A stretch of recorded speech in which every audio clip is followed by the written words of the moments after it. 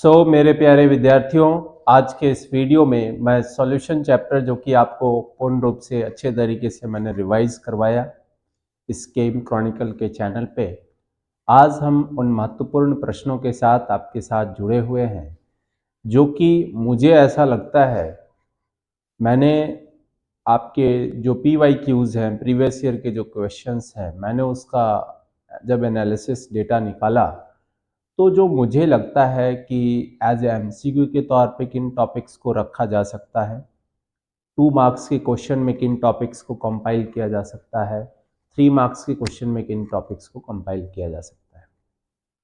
Before to start the session कि कौन कौन से सवाल ऐसे हैं जिनके आने की संभावना अधिक होती है CBSE के बोर्ड एग्जाम में फ्रॉम सॉल्यूशन चैप्टर। उस चीज को स्टार्ट करने से पहले मैं आपको थोड़ा सा ये भी बताना चाहूंगा, 2-3 साल का डेटा जो मैं एनालिसिस किया हूं तो उस पर भी मैं बात करूंगा। और इन चीजों को स्टार्ट करने से पहले, चूंकि अब आप, मुझे ऐसा लगता है जिस तरीके का व्यूज मेरे चैनल पे जा रहा है और जिस तरीके के सब्सक्राइबर्स हैं उससे मैं बहुत प्रसन्न हूं।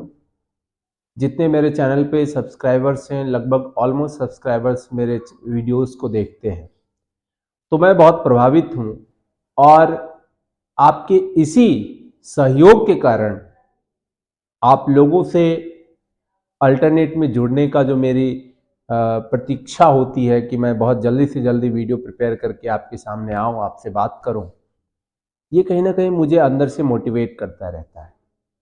एक मोटिवेशन, जब आपने एक बहुत ही बढ़िया और बड़ा चैप्टर अब आप खत्म कर लिए हैं, रिवाइज कर लिए हैं, तो आपके लिए एक बढ़िया मोटिवेशन के लिए मैं यही कहूंगा कि रामधारी सिंह दिनकर की एक बहुत फेमस किताब है रश्मि रथी। जिन्होंने नहीं पढ़ा है तो +2 एग्जाम देने के बाद आप ये कर सकते हैं कि रश्मि रथी का बुक खरीदिए, बहुत सस्ती किताब आती है वो, और उसके 7 या 8 संसर्ग हैं, उसको जरूर पढ़िए, बहुत बढ़िया किताब है।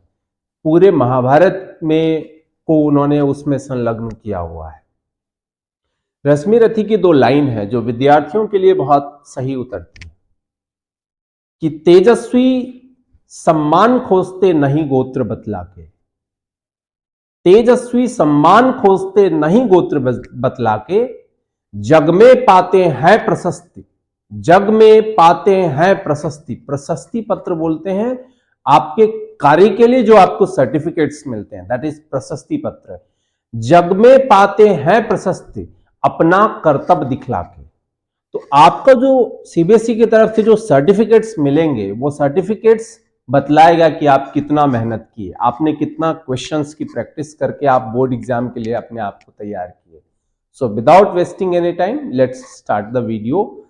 एंड एज आई से कि वैसे तो आपके क्वेश्चंस को लेकर के मैं आया हूं, लेकिन इससे पहले मैं जो 2024 और 2023 का जो मैं आकलन किया हूं, एनालिसिस किया हूं, उसके ऊपर पहले मैं बात करना चाहूंगा।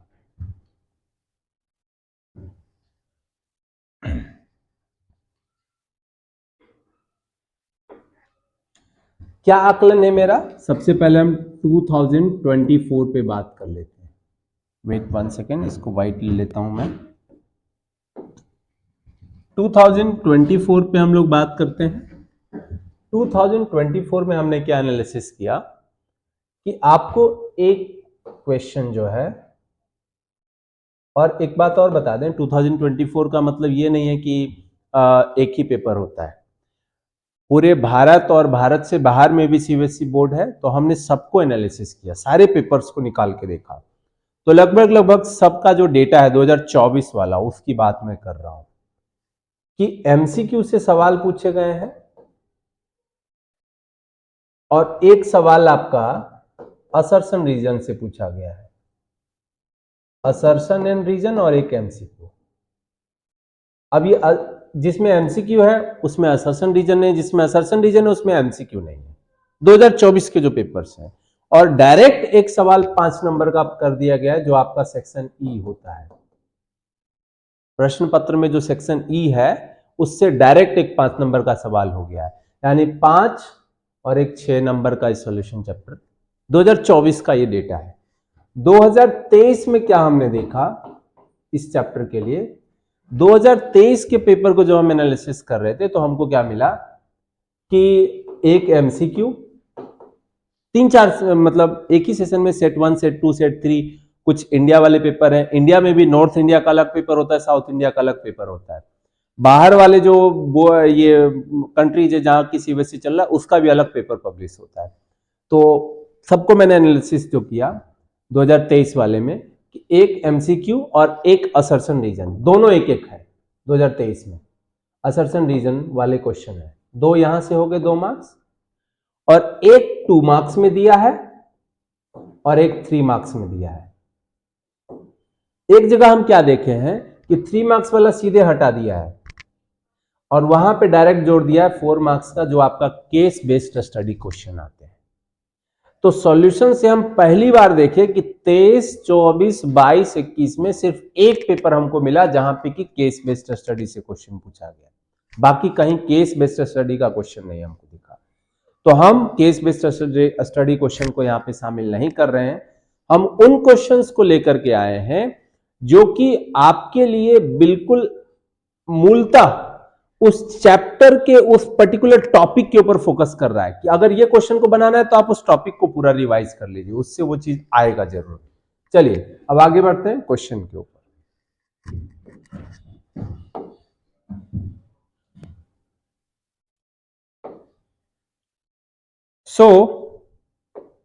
सबसे पहला सवाल देखिए, कहता है in a compound to 0.01 m, capital M किसको रिप्रेजेंट करता है?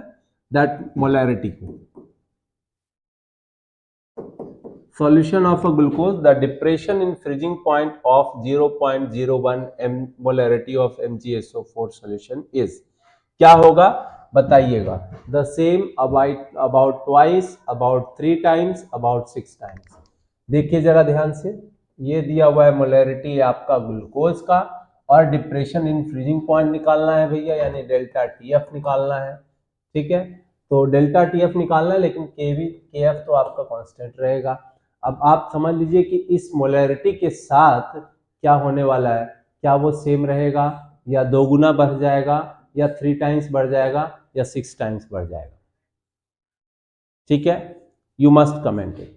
Next question, the value of Henry's law constant is, क्या होगा हेनरी लॉ का value?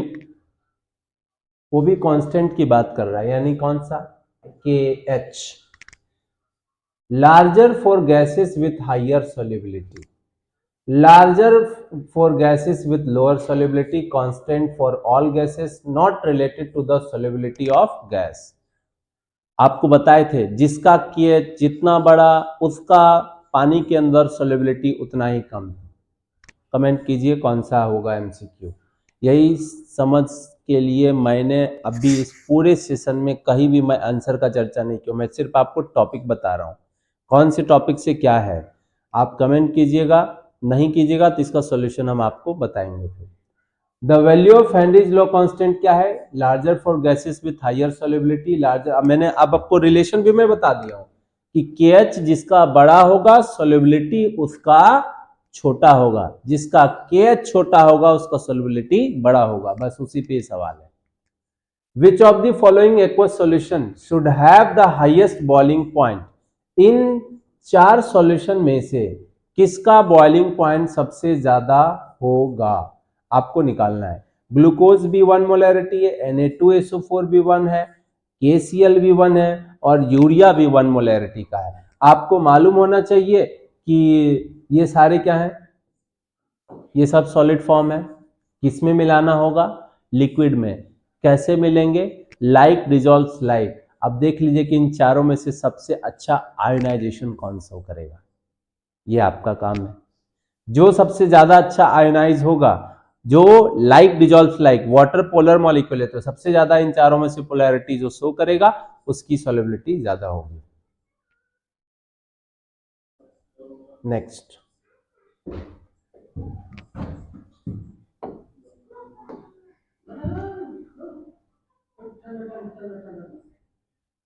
Yes, the solution that forms maximum boiling azeotropes, ये भी पढ़ाया हुआ क्वेश्चन है आपका।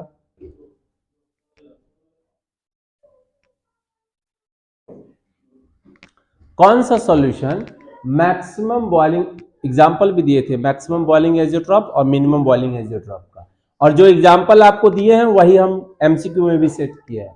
कार्बन डाइसल्फाइड एसीटोन, बेंजीन और टॉलिन, एसीटोन और क्लोरोफॉर्म, हेक्सेन एंड हेप्टेन, चारों में से कौन ऐसा है जो मैक्सिमम बॉइलिंग एजियोट्रॉप्स को बनाता है, बताना है आपको। Osmotic pressure of a solution is 0.0821 atm at a temperature of 300 Kelvin. The concentration in moles will be, simple सा फॉर्मूला बताए थे कि ऑस्मोटिक प्रेशर निकालने के लिए ऑस्मोटिक प्रेशर को हम रिप्रेजेंट करते हैं पाई से, CRT का फॉर्मूला लगाएंगे और C की जगह पे क्या लेने के लिए बोले थे भैया, मोलैलिटी, इसीलिए यहाँ पे मोल्स दिया हुआ है।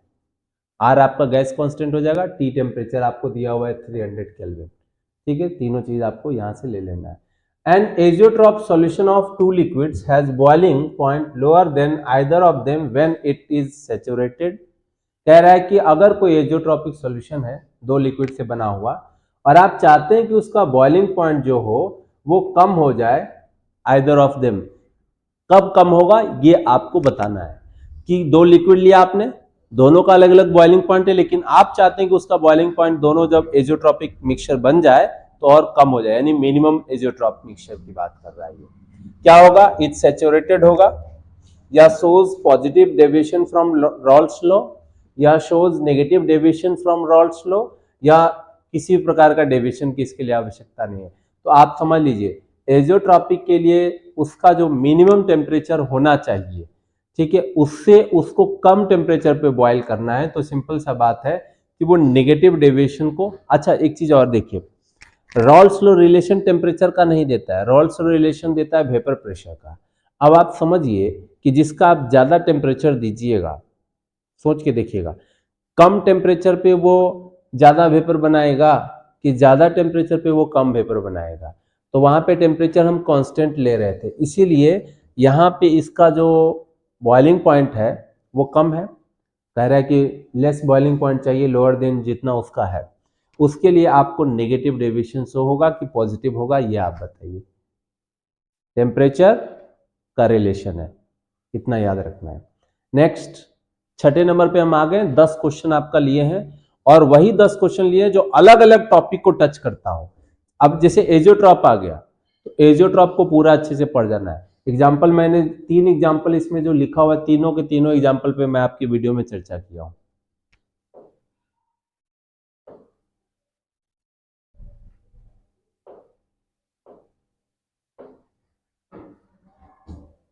Next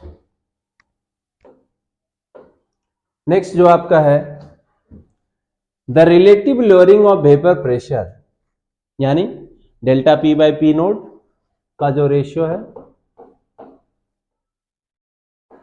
sorry there is not delta, there is p naught only. The relative lowering of vapor pressure of an aqueous solution containing non volatile solute का मान दिया हुआ है, इतना solute है। The mole fraction of the non volatile solute is, यानी x2 का value आपको निकालना है, सिंपल फॉर्मूला है। असर्शन रीजन मैंने बोला था कि एक दो जगह हमको देखने को मिला इसलिए मैंने डाल दिया हूं। अच्छा, असर्शन रीजन में क्या होता है, 4 ऑप्शन रहता है। पहले में लिखेगा कि A and R is correct, R is the correct explanation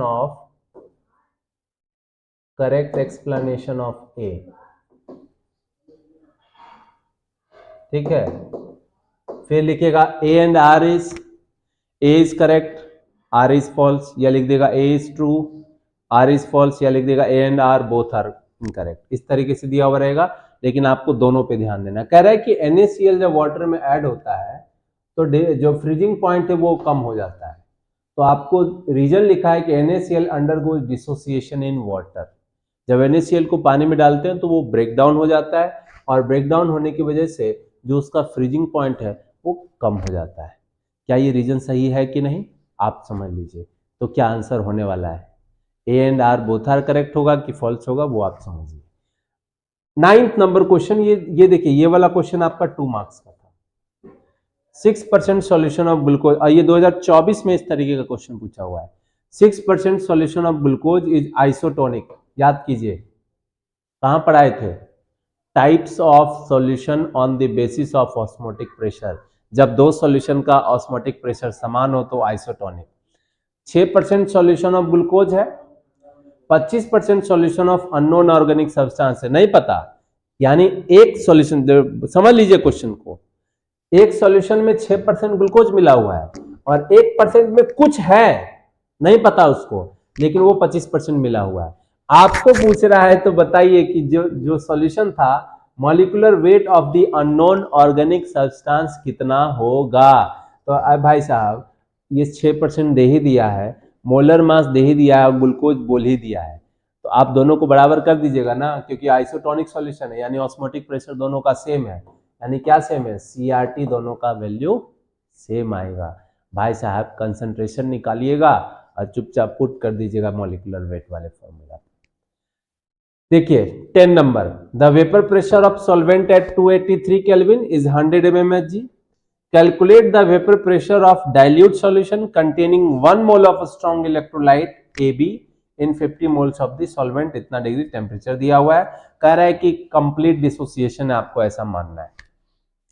तो देखिए वेपर प्रेशर दे दिया, किसका? सॉल्वेंट का। रॉल्स लॉ पे आ जाइए, रॉल्स लॉ पे एकदम पूरा पुटअप है ये क्वेश्चन, ठीक है। आपको वेपर प्रेशर किसका निकालना है? पूरे सॉल्यूशन का। यानी P1 आपको दे दिया है भाई साहब, 1 mole of the strong electrolyte AB in 50 moles of the इतना डिग्री टेम्परेचर, ये सब कुछ दे दिया आपको, कितना मोल्स है और कितना केल्विन पे सब कुछ हो रहा है। तो वेपर प्रेशर का रॉल्स लॉ का फॉर्मूला लगा दीजिए, P टोटल इजिकल्स टू जो है, ठीक है।